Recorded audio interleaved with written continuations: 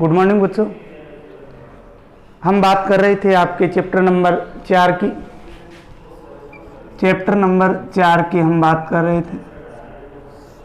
Chapter number 4 जो animal kingdom है, animal kingdom.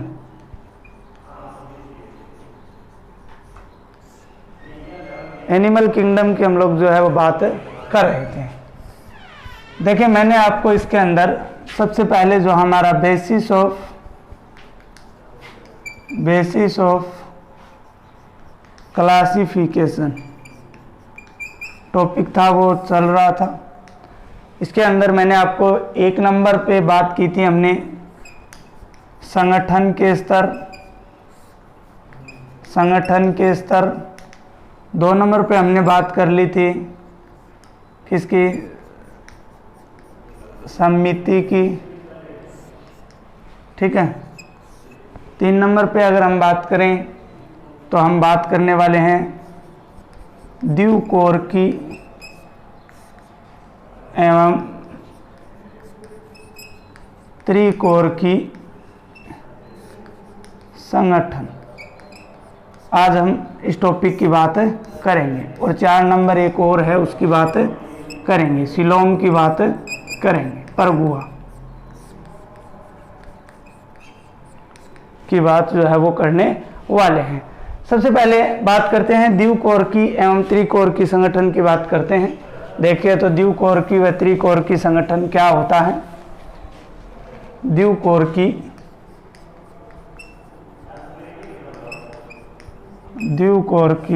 एवं त्रिकोरकी संगठन। देखो, इसको समझने से पहले कुछ महत्वपूर्ण बातें हमें पता होनी चाहिए। वो क्या बातें हैं, आप लोग 10वीं क्लास में भी पढ़ के आए हों कि नर युग्मक और मादा युग्मक, मेल गेमिट नर युग्मक और मादा युग्मक फीमेल गेमिट, ठीक है ना। नर युग्मक किसे कहा जाता है, शुक्राणु को कहा जाता है। किसको कहा जाता है, स्पर्म, शुक्राणु को कहा जाता है। और मादा युग्मक किसे कहा जाता है, अंडाणु को कहा जाता है। ओवेल बोल सकते हो या एज बोल सकते हो, अंडाणु को कहा जाता है।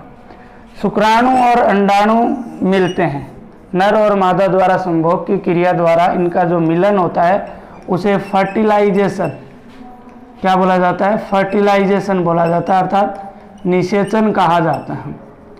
और निषेचन के फलस्वरूप एक द्विगुणित संरचना बनती है जिसे युग्मनज कहा जाता है।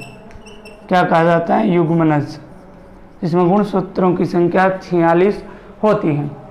द्विगुणित युग्मनज बनता है, इसे जाइगोट भी बोला जाता है। क्या बोला जाता है, जाइगोट भी बोला जाता है। ये बनने के बाद में मादा के गर्भ में 9 महीने तक, अगर मानव की बात करें तो 9 महीने तक जो भ्रूण है वो विकसित होता रहता है। लेकिन भ्रूण से पहले युग्मनज से 8 कोशिकीय अवस्था बनती है जिसे ब्लास्टूला कहा जाता है। क्या कहा जाता है, ब्लास्टूला। ब्लास्टूला के बाद गेस्ट्रूला बनता है। क्या बनता है, गेस्ट्रूला बनता है। तो गेस्ट्रूला बनता है, भ्रूण की जब गेस्ट्रूला अवस्था होती है तब 3 जनन स्तरों का निर्माण होता है। एक तो होता है एक्टोड्रम, एक होता है मीजोड्रम और एक होता है एंडोड्रम। 3 जनन स्तर क्या है, ये जनन स्तर। 3 जनन स्तरों का निर्माण होता है, एक्टोड्रम, मीजोड्रम और एंडोड्रम। इन तीनों जनन स्तरों से बाद में हमारे शरीर के विभिन्न ऑर्गन्स जो हैं, अंग जो होते हैं वो विकसित होते हैं। हाथ, कान, नाक, पैर जो भी हैं वो इन एक्टोड्रम, मीजोड्रम और एंडोड्रम से बनते हैं। इनमें अलग अलग होता है, एक्टोड्रम से कुछ और ही बनता है, मीजोड्रम से कुछ अंग बनते हैं और एंडोड्रम से कुछ अंग बनते हैं, ठीक है। तो अंगों का निर्माण होता है। अब इन जनन स्तरों के आधार पर अगर हम बात करें तो जंतुओं को 2 भागों में बांटा गया है। जंतुओं को कितने भागों में बांटा गया है, 2 भागों के अंदर बांटा गया है। एक तो है द्विकोरकी, एक क्या है, द्विकोरकी जो हमारा टॉपिक था द्विकोरकी, और दूसरा है त्रिकोरकी। एक तो द्विकोरकी और एक क्या है, त्रिकोरकी। बात करते हैं इनकी, तो ये बात आपको समझ में आ गई होगी। नर युग्मक और मादा युग्मक के मिलने से क्या निषेचन होता है, युग्मनज बनता है, जाइगोट बोलते हैं जिसे ब्लास्टुला अवस्था और ब्लास्टुला से गेस्टुला अवस्था बनती है। 12वीं क्लास में आपके ये पूरी विस्तार से और आपके प्रैक्टिकल में भी लगता है। तो गेस्टुला बनता है तब जो ये भ्रूण होता है, इसी की अवस्थाएं हैं ये। इसमें 3 जनन स्तर बनते हैं और इन्हीं जनन स्तरों के आधार पर जंतुओं को कितने भागों में बांटा गया है, 2 भागों में, द्विकोरकी और त्रिकोरकी। देखो अब बात करते हैं द्विकोरकी की। सबसे पहले 1 नंबर बात करते हैं द्विकोरकी कि द्विकोरकी क्या होता है।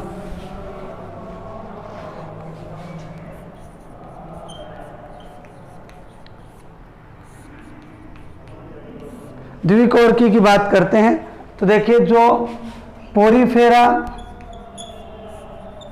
पोरीफेरा संघ के सदस्य और सिलेंट्रेटा संघ के जो सदस्य हैं उनके अंदर द्विकोरकी पाई जाती है। द्विव का मतलब होता है 2, कोरक का मतलब जो जनन स्तर हैं या कोरक या गुहा, ठीक है ना, जो जनन स्तर हैं उनकी बात करते हैं। तो जब गेस्ट्रुला अवस्था बनती है, गेस्ट्रुला अवस्था जब होती है तो इसके अंदर केवल 2 ही जनन स्तरों का निर्माण होता है। कितने जनन स्तरों का निर्माण होता है? 2 का निर्माण होता है। और वो 2 कौन कौन से हैं? एक तो है एक्टोड्रम और एक है एंडोड्रम। एक एक्टोड्रम और एक क्या है? एंडोड्रम। इस प्रकार से अगर हम बात करें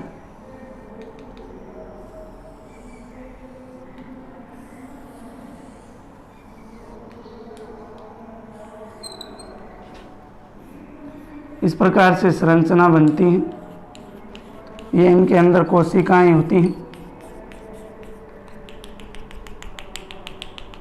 ये कोशिकाएं होती हैं। ये तो एक्टोड्रम का निर्माण होगा, ठीक है। दूसरा इसके अंदर एंडोड्रम, जो यहाँ पे अगर हम बात करें, ये जो है, ये जो भाग है ये हो गया एंडोड्रम। बीच में ये खाली स्थान होता है, इसे मीजोगलिया कहा जाता है। यहाँ पे मीजोड्रम का निर्माण नहीं होता है, मीजोगलिया बनता है जो गुहा द्वारा भरी हुई रहती है, इस प्रकार से, ठीक है। तो 2 इस जनन स्तरों का निर्माण होता है। उदाहरण के लिए अगर बात करें तो पोरीफेरा और सिलेंट्रेटा, ऐसे जंतुओं को क्या कहा जाता है? द्विकोरकी कहा जाता है। उदाहरण मैंने आपको बता दिया। इनके अंदर एक्टोड्रम और एंडोड्रम 2 ही जनन स्तरों का निर्माण होता है। इसके बाद हम बात करते हैं आगे दूसरा त्रिकोरकी। तो हम लोग जो है वो त्रिकोरकी के अंदर आते हैं। 3 जनन स्तरों का निर्माण हमारे शरीर के अंदर होता है। 3 जनन स्तरों का निर्माण त्रिकोरकी की बात करते हैं। त्रिकोरकी अर्थात ऐसे जंतु जिनके अंदर 3 जनन स्तर, गेस्टुला जब अवस्था होती है तो 3 जनन स्तरों का निर्माण होता है। किसका निर्माण होता है? 3 जनन स्तरों का निर्माण जो है वो होता है। कौन कौन से 3 जनन स्तर कौन कौन से हैं? एक्टोड्रम, ठीक है, दूसरा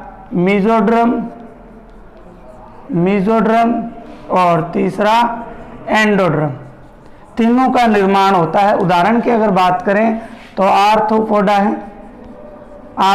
है, कोडेटा है, कोडेट्स जिन्हें बोला जाता है, हम लोग कोडेटा के अंदर ही आते हैं, कोडेटा है। तो ये इन सब के अंदर त्रिकोरकी पाई जाती है। किस प्रकार से? इस प्रकार से संरचना होगी,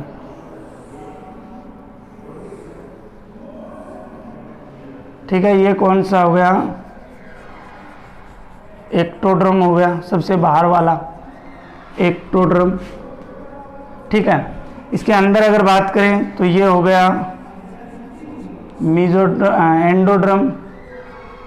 एंडोड्रम सबसे आंतरिक, और ये हो गया इसका मीजोड्रम। ये कौन सा हो गया? मीजोड्रम। इस प्रकार से 3 कोरक जो हैं वो पाए जाते हैं। कितने पाए जाते हैं? 3 कोरक जो हैं वो पाए जाते हैं। तो उनके उदाहरण हो गए आर्थ्रोपोडा, कोडेट्स। देखिए जो ये है ना, ये क्या होगा? मीजोड्रम। ये क्या है? मीजोड्रम। और ये एंडोड्रम, ठीक है। तो इस प्रकार से त्रिकोरकी ये संरचना हो गई। तो द्विकोरकी और त्रिकोरकी के आधार पर जंतुओं को कितने भागों में बांटा गया? 2 भागों में। दोनों के बारे में मैंने आपको बता दिया। इसके बाद में आज का जो लास्ट टॉपिक रहेगा उसकी बात करते हैं सीलोम। किसकी बात करते हैं? सिलोम की बात करते हैं। सिलोम की बात करते हैं। 4 नंबर हम बात करने वाले हैं सिलोम। सिलोम को हिंदी में कहा जाता है परगुहा। क्या कहा जाता है? परगुहा। सिलोम या परगुहा, गुहा का मतलब आप समझते हो जो खाली स्थान हो जिसमें कुछ भरा हुआ होता है उसे गुहा कहा जाता है। तो जो हमारा जो जीवों का शरीर होता है, जीवों का जो शरीर है उस शरीर के अंदर अगर बात करें देह बीती, कौन? देह बीती व आहार नाल, एलिमेंट्री कैनाल जो होती है, आहार नाल के मध्य एक खांच पाई जाती है। क्या पाई जाती है? एक खांच पाई जाती है। देह बीती और आहार नाल के बीच में कुछ जगह होती है, खाली स्थान होता है, रिक्त स्थान होता है या खांच पाई जाती है, उसे क्या कहा जाता है? परगुहा कहा जाता है और इंग्लिश में इसको सिलोम बोला जाता है। समझ में आई बात? और इस परगुहा के अंदर जो है परगुवीय दरो भरा रहता है। कौन सा दरो भरा रहता है? परगुवीय द्रव्य भरा रहता है। ठीक है, उस द्रव्य को क्या कहा जाता है? परगुवीय द्रव्य कहा जाता है। जंतुओं को अगर बात करें इस सिलोम या परगुहा के आधार पर जंतुओं को 3 भागों में बांटा गया है, क्योंकि हमारा टॉपिक यही है बेसिस ऑफ क्लासिफिकेशन, वर्गीकरण का आधार, कि जंतुओं का जो वर्गीकरण है वो किस किस आधार पे किया गया है। तो 7 हैं टोटल, 7 में से हम चौथा कर रहे हैं, तो 3 भागों में बांटा गया है। कौन कौन से हैं देखिए, एक तो है अगुवीय, दूसरा है कूटगुहीय, तीसरा है कूटगुहीय, तीसरा जो है वो है परगुवीय। ठीक है, इसको अगुवीय मतलब ऐसे जीव या जंतु जिनके अंदर गुहा जो है वो नहीं पाई जाती है, गुहा नहीं पाई जाती है। ऐसे जंतु जिनके अंदर क्या नहीं पाई जाती है? गुहा। ए का मतलब नहीं, गुहा का मतलब गुहा नहीं पाई जाती है, क्या कहलाते हैं? अगुवीय कहलाते हैं। जैसे चपटे कर्मी, ठीक है ना, चपटे कर्मी जो भी हैं उनके अंदर ये गुहा जो है वो नहीं पाई जाती है। जैसे टीनिया है उदाहरण की अगर बात करें। कूटगुहीय, कूट का मतलब होता है असत्यवाद, ठीक है ना, मिथ्या, इन्हें मिथ्या गुहा भी बोला जाता है। अर्थात आपको बताता हूं कि सिलोम जो होता है इसका निर्माण जो है शरीर के अंदर वो मीजोड्रम से होता है। कौन से जनन स्तर से होता है? मीजोड्रम से होता है। कौन से जनन स्तर से होता है? सिलोम का निर्माण मीजोड्रम से होता है, जो बीच में जनन स्तर होता है उससे निर्माण होता है। कूटगुहीय, गुहा जरूर होती है इनमें, लेकिन उस गुहा का निर्माण इस मीजोड्रम से नहीं होता है। किससे नहीं होता है? मीजोड्रम से नहीं होता है, इसलिए इन्हें कूटगुहीय या मिथ्यागुहीय कहा जाता है। उदाहरण की अगर हम बात करें तो एस के एलमथीज के जंतु जो हैं, एस के एलमथीज संघ के जो जंतु हैं, एस के एलमथीज संघ के जो जंतु हैं, जैसे एस्केरिस हैं, एस्केरिस हैं, वो इसी के अंदर आते हैं। लास्ट है परगुवीय। पर का मतलब सुस्पष्ट, गुहा का मतलब गुहा। ऐसे जंतु जिनके अंदर गुहा का निर्माण मीजोड्रम से होता है या स्पष्ट गुहा पाई जाती है और उसमें दरो भी भरा रहता है, अर्थात मीजोड्रम से निर्मित गुहा को क्या कहा जाता है? परगुवीय गुहा कहा जाता है। जैसे सभी कोर्डेट्स हमारे अंदर यही होती हैं, ठीक है ना, सभी कोर्डेट्स हैं हमारे अंदर या फिर ऑर्थोपोडा है, उन सब के अंदर ये परगुहा पाई जाती है, गुहा का निर्माण जो है वो होता है। तो प्यारे बच्चों, आज हमने द्विकोरकी और त्रिकोरकी संगठन की बात की और सिलोम की बात की। आज के लिए इतना ही।